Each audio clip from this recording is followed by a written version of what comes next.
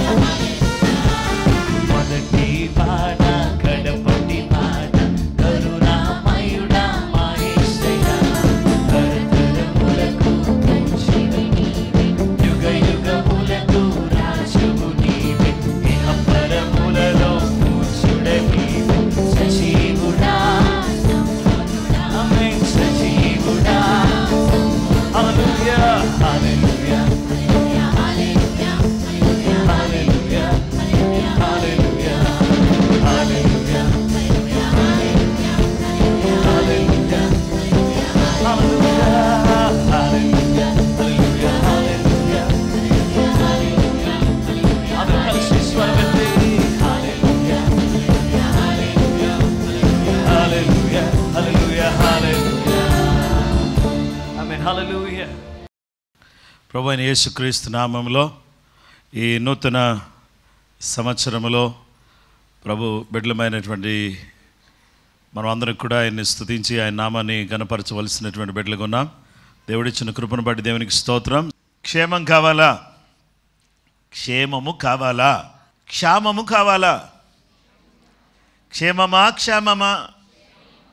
క్షేమము అంటే కరువు, క్షేమం అంటే సుఖం, సౌఖ్యం, ఆశీర్వాదం. ఇది కావాలి అని చెప్పేసానంటే అందరికి కూడా మంచిదే కావాలని అనుకుంటాం. ఎవరిని అడిగినా కానీ మాకు క్షేమమే కావాలి అని చెప్పేసి అని చెప్తారు. కాబట్టి so do you need prosperity? మీకు అభివృద్ధి కావాలా? మీకు క్షేమం కావాలా? మీకు సుఖం కావాలా? మీకు సౌఖ్యం కావాలా అని అంటే అందరూ కూడా చెప్పేది ఏంటంటే, అవును పాస్టర్ గారు, మాకు క్షేమం కావాలి, మాకు సౌఖ్యం కావాలి అని ప్రతి వారు కూడా కోరుకుంటూ ఉంటారు. అయితే దేవుని పాద సన్నిధిలో ఈరోజు ఈ సంవత్సరానికి ఓ చక్కటి పేరు మనం పెట్టాం. ఇది ఇయర్ ఆఫ్ విక్టరీ అనేటటువంటి పేరు పెట్టాం. ఈ యొక్క విజయము పొందేటటువంటి ఈ సంవత్సరంలో దేవుని పిల్లలమైనటువంటి మన అందరం కూడా విజయం మేమందరం కూడా విజయం పొందాలి, మేమందరం కూడా వి నీడ్ విక్టరీ అని చెప్పేసి అని ప్రతి వాళ్ళు కూడా ఏదో ఒక రంగంలో, ఏదో ఒక స్థితిలో, ఏదో ఒక పరిస్థితిలో మనకు విజయం కావాలి అని మనం కోరుకుంటున్నాం. అయితే విజయం కావాలి అన్నటువంటి వారికి గొప్ప దైవజనుడి దగ్గరికి వెళ్ళి ప్రార్థన చేయించుకుంటే విజయం వస్తుంది అని నేను చెప్పను. ఎందుకు అంటే మీరు గొప్ప విజయాన్ని పొందడానికి నాతో ప్రార్థన చేయించుకోండి, మీకు అన్నీ కూడా విజయాలే వస్తాయి, ఓటమే ఉండదు అని నేను చెప్పను. ఎందుకని అలా జరగదు? ఎందుకు అంటే దేవుని బిడ్డలారా, మనం కొన్ని పనులు చేయాలి. యోబు గ్రంథం 36వ అధ్యాయం 10-11 వచనాలు ఇలా ఉన్నాయి. ఉపదేశము వినుటకై వారి చెవిని తెరవజేయును, పాపము విడిచి రండి అని ఆజ్ఞ ఇచ్చును. వారు ఆలకించి ఆయనను సేవించిన ఎడల తమ దినములను క్షేమముగాను తమ సంవత్సరములను సుఖముగాను వెళ్ళబుచ్చెదరు. నాకు విజయం కావాలి, నేను చేసే ప్రతి పని కూడా సక్సెస్ అవ్వాలి అని కోరుకునేటటువంటి ప్రతి వాళ్ళకు కూడా దేవుడు చెప్పే మాట ఏంటంటే, ఈరోజు మనం చేయాల్సిన మొదటి పని ఏంటంటే వినాలి. విను, లిసన్. యెషయా గ్రంథం 50వ అధ్యాయం 5వ వచనంలో ప్రభువు యెహోవా నా చెవికి వినుబుద్ధి పుట్టింపగా నేను ఆయన మీద తిరుగుబాటు చేయలేదు, వినకుండా నేను తొలగిపోలేదు. ఆయన ఏం చేశాడంటే నా చెవిని ఆయన తెరిచాడు. దేవుని వాక్యాన్ని మనం చూస్తే దేవుని బిడ్డలారా, చెవులు తెరవబడాలి. ప్రతి వారికి కూడా ఏం చేయాలంటే ప్రతి వ్యక్తి కూడా తెరవబడినటువంటి ఆ చెవులు కలిగినటువంటి వాడై దేవుని యొక్క మాటను వినవలసిన వారిగా ఉన్నారు. ఇర్మియా గ్రంథం 26:13లో కాబట్టి యెహోవా మీకు చేసదనని తాను చెప్పిన కీడును గురించి ఆయన సంతాపపడినట్లు మీరు మీ మార్గములను మీ క్రియలను చక్కబరుచుకుని మీ దేవుడైన యెహోవా మాట వినుడి. యెహోవా మాట వినుడి. ఎప్పుడైతే వింటామో విన్నప్పుడు ఒక అద్భుతమైన కార్యం జరుగుతుంది. ఏం జరుగుతుంది అని చెప్పేసానంటే, దేవుని బిడ్డలారా, ఎప్పుడైతే మనం దేవుని యొక్క స్వరాన్ని వింటామో అప్పుడు దేవుడు కొన్ని పనులు చేస్తాడు. వినటం వలన విశ్వాసం కలుగుతుంది, వినటం వలన హృదయాలు తెరవబడతాయి, వినటం వలన తెలియని విషయాలు తెలుసుకోగలుగుతాం, వినటం వలన మన జీవితాలు బాగుపడతాయి. ఎవరైనా చెప్పేవాళ్ళు లేకపోతే ఏమవుతారు చెప్పండి? ఎవరైనా చెడిపోతారు. ఎవరో మంచి మాటలు చెప్పేవాళ్ళు కావాలి, ఎవరో మనకు సహాయం చేసేవాళ్ళు కావాలి, ఎవరో తన కృప మనకు చూపించే వాళ్ళు కావాలి, ఎవరో మన పక్షంగా మన సరిదిద్దే వాళ్ళు కావాలి, చక్కబరిచే వాళ్ళు కావాలి. ఆమేన్, హల్లెలూయా. దేవుని బిడ్డలారా, క్లాసులో టీచర్ లేకపోతే ఎలా ఉంటుంది ఊహించుకోండి ఒకసారి. క్లాసులో టీచర్ లేకపోతే ఎలా ఉంటుంది? గందరగోళంగా ఉంటుంది.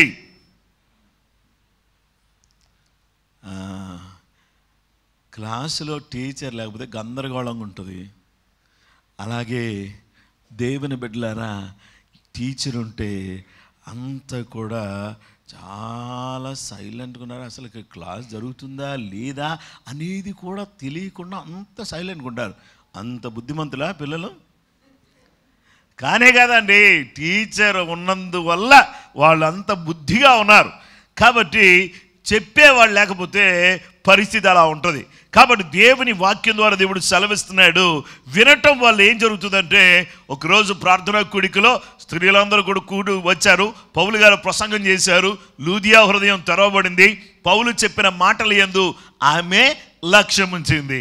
ఈరోజు దేవుని స్వరాన్ని, దేవుని మాటలను వినే హృదయం, అలాంటి హృదయం మనకు కలిగినటువంటి వారిగా ఉంటే దేవుడు ఏం చేస్తాడంటే విశ్వాసం ఇస్తాడు. ఆ తరువాత మన హృదయాన్ని తెరుస్తాడు. ఆ తరువాత వినే వారి మీద దేవుడు ఆత్మను కుమ్మరిస్తాడు. హల్లెలూయా.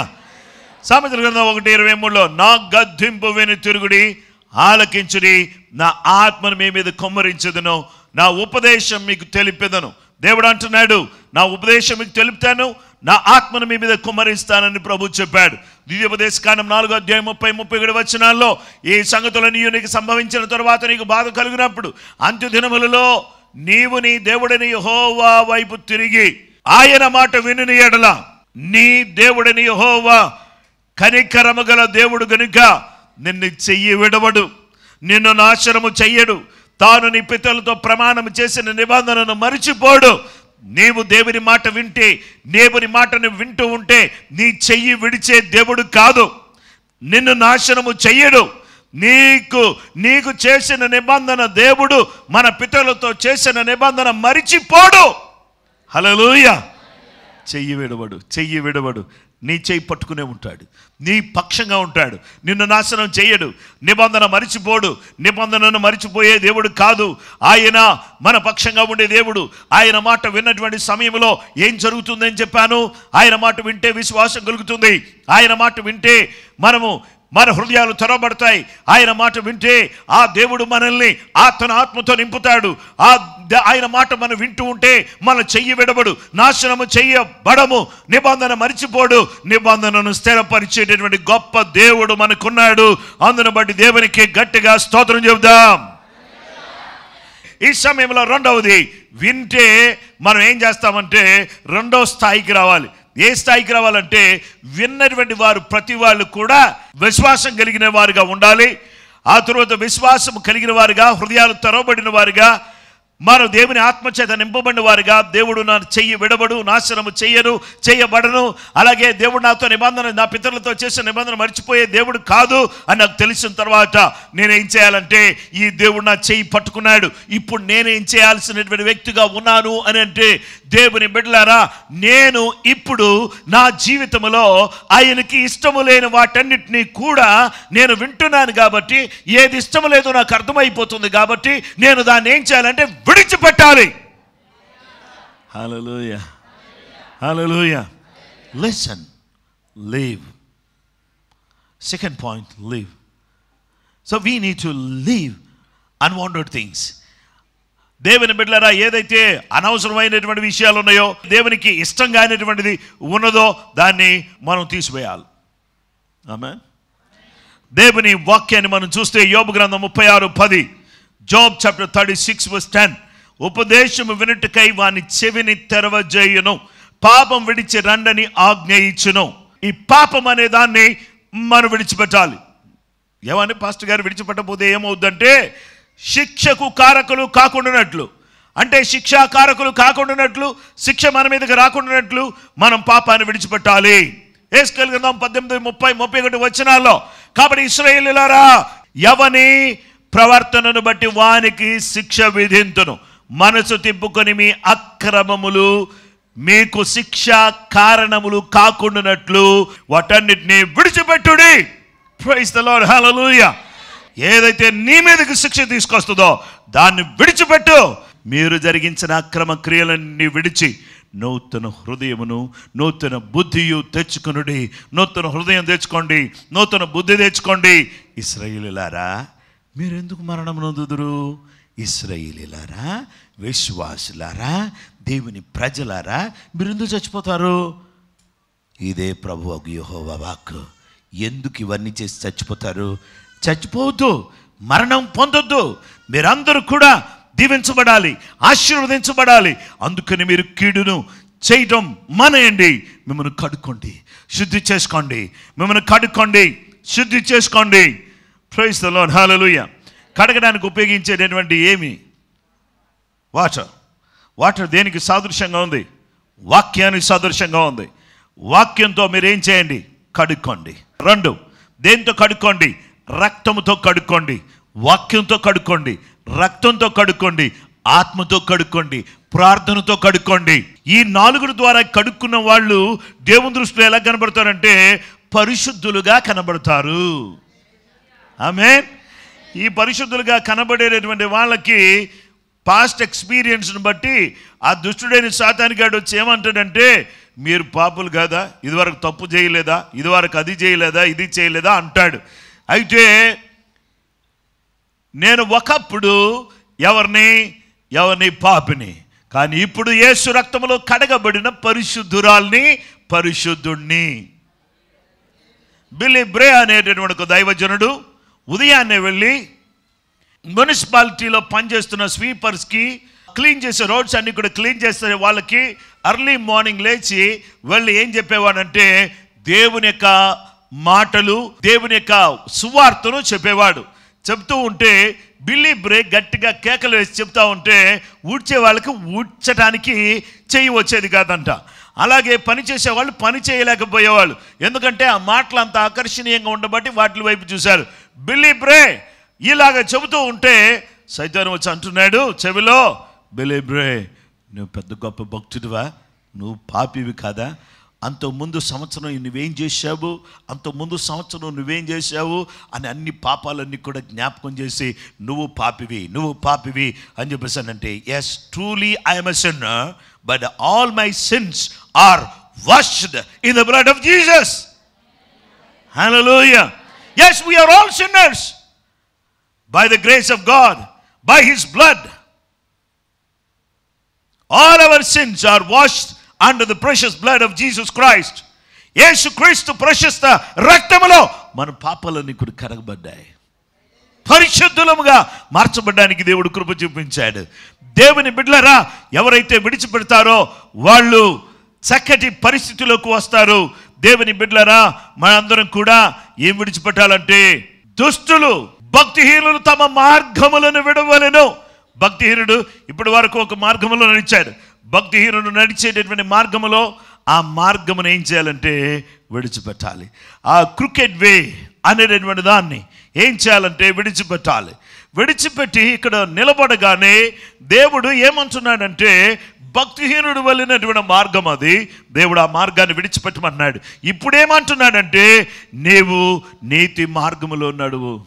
Praise the Lord. హల్లెలూయా.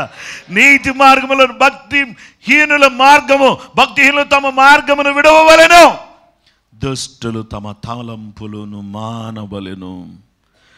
దుష్టులకి అన్ని కూడా దుష్ట తలంపులు వస్తుంది, బ్యాడ్ థాట్స్. ఈ బ్యాడ్ థాట్స్ అన్నిటిని కూడా మనం విడిచిపెట్టాలి. బ్యాడ్ థాట్స్ అన్నిటిని కూడా మనం విడిచిపెట్టాలి. యెహోవా వైపు తిరిగిన ఎడల ఆయన వారి యందు జాలిపడును, వారు మన దేవుని వైపు తిరిగిన ఎడల ఆయన బహుగా క్షమించును.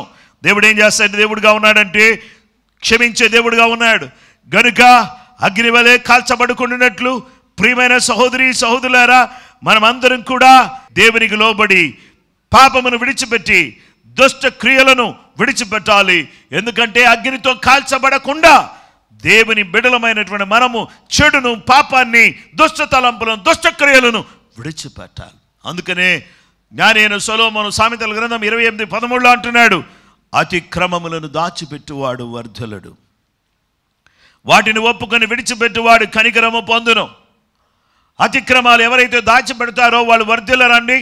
సాధ్యమైనంత వరకు ప్రతి తప్పును కప్పిపుచ్చుకోవడానికి మనం ప్రయత్నం చేసినంత కాలం కూడా మనం వర్ధిల్లం. ప్రతి తప్పును ప్రభు సన్నిధిలో మనం ఒప్పుకుని విడిచిపెట్టాలి. ఈ నూతన సంవత్సరంలో దేవుని పిల్లలమైనటువంటి మనము విడిచిపెట్టవలసిన వారిగా ఉన్నాం. దేవుడు అంటున్నాడు, దేవుని బిడ్డలారా యాకోబు పత్రికలో దేవుని ఎదుకు రండి, అప్పుడు ఆయన మీ ఎదుకు వచ్చును. పాపులారా మీ చేతులు శుభ్రం చేసుకునుడి, ద్విమనస్కులారా మీ హృదయములను పరిశుద్ధపరుచుకునుడి. సమరయ స్త్రీ కొండను విడిచిపెట్టింది, భర్తమై బట్టను విడిచిపెట్టాడు. దేవుని పిల్లలమైనటువంటి మనము పాపములో జీవించుచున్నటువంటి పాపాత్మురాలు తన పాపాన్ని విడిచిపెట్టింది. యేసుక్రీస్తు ప్రభు దగ్గరికి వచ్చినటువంటి మనం అందరం కూడా మన జీవితంలో మనకు ఎదురవుతున్నటువంటి ప్రతి విధమైనటువంటి పాపాన్ని మనం ఏం చేసేవారిగా ఉండాలంటే విడిచిపెట్టాలి. హల్లెలూయా. నేను విడిచిపెట్టను అన్నాడు ఆకాను. అందుకే ఆకోరు లోయలో రాళ్లతో కొట్టబడి చంపబడి కాల్చబడ్డాడు. విడిచిపెట్టను అని చెప్పింది. లోతు భార్య ఉప్పు స్తంభమైంది. దేవుని పిల్లలమైనటువంటి విడిస్తే అభివృద్ధి పొందుతాం, విడవకపోతే మరి దయనీయమైన పరిస్థితులకి మనం నెట్టివేయబడతాం. విడిస్తే మంచిదా, విడిచిపెడితే మంచిదా, లేకపోతే విడిచిపెట్టకుండా ఉంటే మంచిదా? ఫస్ట్ ఏం విన్నాం? Listen, leave. Then third point, lift. పైకెత్తు. విను, విడిచిపెట్టు, పైకెత్తు. So what we have to lift? We have to lift the name of Jesus. Yesu నామాన్ని మనం పైకెత్తాలి. యోబు గ్రంథం 36:11, వారు ఆలకించి ఆయనను సేవించిన ఎడల తమ దినములను క్షేమముగాను తమ సంవత్సరములను సుఖముగాను వెళ్ళబుచ్చెదరు. లోబడి సేవిస్తే గొప్ప స్థితికి తీసుకుని వస్తాడు. హెబ్రీ భాషలో ఆబాద్ అనేటటువంటి మాట వాడబడింది. అంటే సేవించుట అనే మాటకు ఆబాద్. ఆబాద్ అనగా టు వర్క్, పని చేయడం. ఎన్స్లేవ్, ఒక బానిసగా పని చేయడం. కీప్ ఇన్ బాండేజ్, బంధించబడినటువంటి వ్యక్తులంగా ఉండడం. పురాతన కాలంలో స్లేవ్స్ మార్కెట్ ఉండేది. ఈ స్లేవ్స్ మార్కెట్లో ఈ బానిసలను కొనుక్కునేవాళ్ళు. అంటే వ్యక్తులను, కొంతమంది బాగా బలంగా ఉన్నటువంటి వాళ్ళని చూసి కొనుక్కునేవాళ్ళు. ఈ వ్యక్తిని మార్కెట్లో చూశారు. హైట్ బాగానే ఉన్నాడు, చూడటానికి బాగా పనిచేసేటట్టు కనబడుతున్నాడు. కాబట్టి ఈ వ్యక్తి నేను కొనుక్కుంటాను అని చెప్పేసి అని ఈ వ్యక్తి తీసుకొచ్చినటువంటి ఆ మార్కెట్లో కొనుక్కున్నాడు. కొనుక్కున్న తర్వాత ఫస్ట్ ఏం చేశాడంటే తీసుకొచ్చి ఈ వ్యక్తిని తీసుకొచ్చి చాలా పొడవాటి సూది వంటి మేకును ఏం చేశారంటే గోడ కొట్టి ఆ కొట్టిన మేకుకు తీసుకెళ్ళి గోడ దగ్గర తీసుకెళ్ళాడు. ఏ చెవు పట్టుకున్నాడు. చెవుని తీసుకెళ్ళి ఆ సూదిగా ఉన్నటువంటి ఆ మేకుకు గుచ్చాడు. పెద్ద రంధ్రమైంది. పొడిపోకుండా ఒక పుల్ల పెట్టాడు దాంట్లో.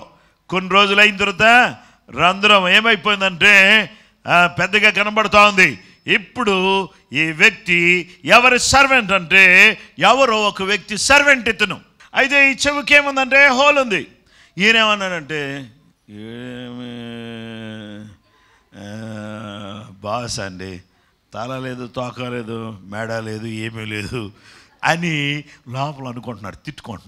తిట్టుకొని ఈయన ఏం చేశాడంటే నా దగ్గరికి వచ్చాడు. సార్ మీ దగ్గర పనిచేస్తాను సార్ అనగానే చెవు చూస్తే చెవికి హోల్ ఉంది. హోల్ అంటే ఆల్రెడీ ఈయన మరొక వ్యక్తి దాసుడు. నా దాసుడు కానేరడు. ఆల్రెడీ వేరే వ్యక్తికి దాసుడు అయిపోయాడు. ఇంకా నాకు దాసుడు కావడానికి వీలు లేదు. చెవి కిందకు రంధ్రం పెట్టారంటే యజమాని ఏం చెప్పినా ఈ వ్యక్తి వినాలి.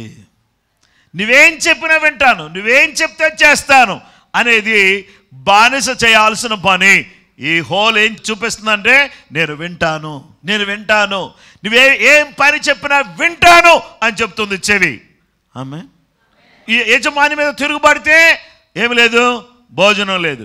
యజమాని మీద తిరుగుబడితే ఏమి లేదు, బట్టలు లేవు. యజమాని మీద తిరుగుబడితే ఏ విధమైన సుఖం లేదు. రాత్రి కూడా పని చేయమంటాడు, పడుకోనివ్వడు. కానీ యజమానికి నమ్మకంగా ఉంటే యజమాని మంచిగా ఆనందను, మంచిగా పడుకో, మంచి బట్టలు వేసుకో, మంచిగుండు అని నీ క్షేమాన్ని చూస్తాడు. తిరుగుబడ్డావో క్షేమం లేదు, నీకు క్షేమం వస్తుంది. కాబట్టి దేవుని పిల్లలమైనటువంటి మనమందరం కూడా ఈరోజు దేవుని ఆరాధించి స్తుతించి ఆయన నామాన్ని పైకెత్తి ఆయన నామాన్ని గొప్ప చేసి యేసయ్యా నువ్వేమి చెప్పినా నేను అది వింటాను. అబ్రహాం ఏం చేశాడు? దేవుడు చెప్పినట్టుగా చేసి దేవుడు వెళ్ళమన్న స్థలానికి వెళ్ళాడు. ఆమేన్. దేవుడు అందుకని అబ్రహామును ఆశీర్వదించాడు. ఈరోజు క్షేమం కావాలా? మీకు క్షేమం కావాలా? మీరు క్షేమంగా ఉండాలని కోరుకుంటున్నారా? అయితే దేవుని మాట వినండి. దేవుని మాట విన్నట్లయితే దేవుడు మిమ్మల్ని ఆశీర్వదిస్తాడు. Praise the Lord. హల్లెలూయా. యోబు గ్రంథం 22:21 అంటున్నాడు, ఆయనతో సహవాసం చేస్తే నీకు మేలు కలుగుతుంది. ఆయనతో సహవాసము అనగా ఆయన వాక్యముతో సహవాసము. అనునిత్యము కూడా దేవుని వాక్యాన్ని చదువుతూ ఆయనతో సహవాసం చేయాలి. ఆయన సన్నిధిలో మోకరించి ప్రార్థించడం ద్వారా ఆయనతో సహవాసం చేయాలి. ఆయన మందిరానికి ఆదివారం వచ్చి ఆయన బిడ్డలతో కలిసి ఆరాధన చేయడం ద్వారా ఆయనతో సహవాసం కలిగి ఉండాలి. 24 గంటలు 365 రోజులు నిరంతరము 24/7 365 round the clock we need to have a fellowship with God. మనం దేవునితో సహవాసం కలిగినటువంటి వాళ్ళకు ఉండాలి. ఎల్ల వేళలా ఆయనతో సహవాసం చేస్తే మనకు మేలు, మనకు సమాధానం. ఓ దేవుని బిడ్డలారా, ఇర్మియా 7:23లో ఏదనగా నా మాట మీరు అంగీకరించిన యెడల నేను మీకు దేవుడనైందును, మీరు నాకు జనులైందురు. మీకు క్షేమము కలుగునట్లు నేను మీకు ఆజ్ఞాపించుచున్న మార్గం అంతటి యందు మీరు నడుచుకొనుడి. ఏదైతే మార్గములో మీరు నడుచుకోమని చెప్తున్నానో ఆ మార్గములో నడుచుకుంటే మీకు క్షేమం. యేసయ్య మార్గములో నడుచుకోమని ఆజ్ఞయిస్తున్నాడు. ఆ మార్గంలో నడిచిన వారికి మేలు, ఆ మార్గంలో నడిచిన వారికి క్షేమం. ఆ మార్గంలో నడుచుచు ఆయనతో సహవాసం చేసి, ఆయన వాక్యం విని, ఆయన వాక్యం చదివి, ఆయన వాక్యం ధ్యానించి, ఆయన వాక్యాన్ని అనుసరించి ఆయన యొక్క సన్నిధిలో కుడికి కానీ ఎడమకు కానీ తొలగకుండా నీవు జీవించినట్లయితే దేవుని బిడ్డలారా నీవు అభివృద్ధి పొందుతావు, నీవు ఆశీర్వదించబడతావు, నీవు దీవించబడతావు. యోబు ఏ విధంగానైతే దేవుని సేవించి అభివృద్ధి పొందాడో ఆ విధంగా నీవు అభివృద్ధి పొందుతావు. దాసుల గృహములో నుండి మనలను, మన తండ్రులను రప్పించి మన కన్నుల ఎదుట గొప్ప కార్యాలు చేశాడు. ఎర్ర సముద్రం పాయలుగా చేశాడు, ఆరణ్యాల మీద నడిపించాడు, ఆకాశము నుండి మన్నాను కురిపించాడు, ప్రజల పక్షంగా యుద్ధాలు చేశాడు. అలాగే పగలు మేఘస్తంభంగా ఉన్నాడు, రాత్రి అగ్నిస్తంభంగా ఉన్నాడు. పగలు రాత్రి కాపాడి పోషించి 40 సంవత్సరాలు నడిపించిన గొప్ప దేవుడు. ఆ దేవుడు మనకు దేవుడుగా ఉండాలి. ఆ మార్గములోనే మనం నడుస్తాం. ఓ ఆయనే మనకు దేవుడు. మనలను కాపాడిన యెహోవాయే మన దేవుడు, యెహోవాయే మన దేవుడు. అన్ని నామములకు పైనామం యేసు నామం. ఆ నామాన్ని పైకెత్తేటటువంటి వాళ్ళంటే ఆయనకి ఇష్టం. ఆ నామాన్ని హెచ్చించే వాళ్ళంటే ఇష్టం. ఎప్పుడైతే దేవుని నామాన్ని మనం పైకెత్తుతామో ఆయన మనల్ని పైకెత్తడం ప్రారంభిస్తాడు. ఎప్పుడైతే దేవుని నామాన్ని మనం పైకెత్తకుండా కిందకు దించుతూ ఉంటామో అప్పుడు దేవుడు మనల్ని కిందకు దించుతాడు. దేవునికి స్తోత్రం. దేవుని నామాన్ని స్తోత్రం స్తోత్రం స్తోత్రం అని పైకెత్తుతామంటే దేవుడు మనల్ని కూడా పైకి లేపుతూ ఉంటాడు. అలాగే దేవుని ముందు పెట్టుకుని మనం నడుస్తూ ఆయన పైకెత్తుతూ ఉంటే మనల్ని కూడా పైకి లేవనెత్తుతాడు. ఎప్పుడైతే ఆయన పైకెత్తడం మానేస్తావో నిన్ను కూడా పైకెత్తడం ఆయన మానేస్తాడు. తండ్రి ద్వారా ఘనపరచబడి తండ్రి ద్వారా ఇచ్చేటటువంటి ఆ శ్రేష్టమైన ఘనతకు మనం పాత్రలం కావడానికి మనం అందరం కూడా వినేవారమై ఉండాలి. రెండవది విడిచిపెట్టే వారమై ఉండాలి. మూడవది యేసయ్య నామాన్ని పైకెత్తే వారమై ఉండాలి. ఎప్పుడైతే ఆ నామాన్ని మనం పైకెత్తుతామో దేవుని బిడ్డలారా దేవుడు గొప్ప కార్యాలు, అద్భుతమైన కార్యాలు, ఆశ్చర్యమైన కార్యాలు మన జీవితంలో ఆయన జరిగిస్తాడు. క్షేమం కావాలా? విను. క్షేమం కావాలా? విడిచిపెట్టు. క్షేమం కావాలా? యేసయ్య నామాన్ని పైకెత్తు. క్షేమముతో, ఆశీర్వాదముతో, దీవెనతో నీ ఇల్లు నింపబడుతుంది, నీ జీవితం నింపబడుతుంది, నీవు దీవెనకరంగా మారిపోతావు. హల్లెలూయా. ఆ విధంగా మార్చబడడానికి కృపగల దేవుడు మనందరికీ సహాయం చేయాలని కోరుతున్నాడు. మీరు సహాయం కోరితే సహాయం చేస్తానంటున్నాడు. యేసయ్య నిన్నే సేవిస్తాను, నిన్నే పైకెత్తుతాను, నిన్నే ఘనపరుస్తాను, నిన్నే హెచ్చిస్తాను, నీవేది చెబితే అది నేను చేస్తాను అని చెప్పినటువంటి వారు దేవుని బిడ్డలారా, అలాంటి వారిని దేవుడు క్షేమంతో, ఆశీర్వాదంతో, ఘనతతో నింపడానికి సిద్ధంగా ఉన్నాడు. నూతన సంవత్సరంలో దేవుని బిడ్డలారా నిన్ను పైకెత్తుకోవద్దు, దేవుని నామాన్ని పైకెత్తు. అది ఆటోమేటిక్గా దేవుడు నిన్ను పైకెత్తుతాడు. దేవుడు తన కృప మనందరికీ దయచేయును కాక.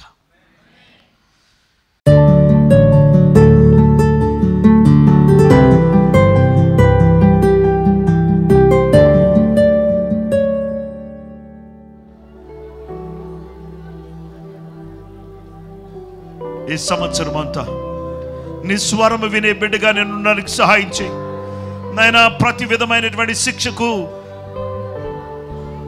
కారణమైనటువంటి పాపాన్ని విడిచిపెట్టడానికి సహాయం చేయండి.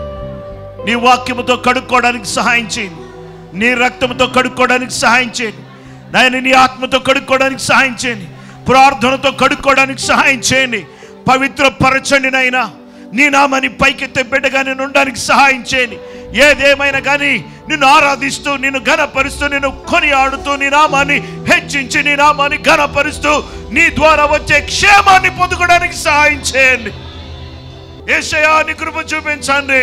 క్షేమం కావాలండి, మా కుటుంబానికి క్షేమం కావాలి, మా పిల్లలకు క్షేమం కావాలి, నా భర్తకు క్షేమం కావాలి, నా భార్యకు క్షేమం కావాలి, నాయనా మా బంధువులకు క్షేమం కావాలి, మా ప్రాంతానికి క్షేమం కావాలి, మా దేశానికి క్షేమం కావాలి, ప్రపంచానికి క్షేమం కావాలి అని కోరినటువంటి ప్రతి బిడ్డ కూడా అయ్యా వినేటటువంటి చెవులు, విడిచిపెట్టేటటువంటి జీవితం, నిన్ను పైకెత్తేటటువంటి మంచి మనస్సాక్షిని మాకు దయచేసి నిన్ను ఆరాధించడానికి మాకు నీ కృప దయచేయండి అన్నవారు చేతులు పైకెత్తినట్లయితే మీ కొరకు ఒక మంచి ప్రార్థన చేస్తాను. ప్రేమ కలిగిన మా తండ్రి, ఈ సమయంలో నీ వాక్యం ద్వారా నీవు మాతో మాట్లాడినందుకు నీకు వందనాలు. నీ స్వరాన్ని వినటానికి, నాయనా మా పాపాన్ని విడిచిపెట్టడానికి, నీ పాద సన్నిధిలో నిన్ను పైకెత్తడానికి నీ సహాయం మాకు దయచేయి. నిరంతరము నిన్ను ఆరాధించడానికి సహాయం చేయి. నిన్ను విడిచి ఏ ఇతరమైనటువంటి వాటిని నేను ఆరాధించకుండా నిన్ను మాత్రమే ఆరాధిస్తూ నేను ఘనపరిచి నీ కొరకు జీవించడానికి నీ కృప, నీ సహాయం మాకు దయచేయమని యేసు నామములో అడుగుచున్నాము తండ్రి. దేవుని బిడ్డలందరూ కూడా గట్టిగా ఆమేన్ చెప్పండి.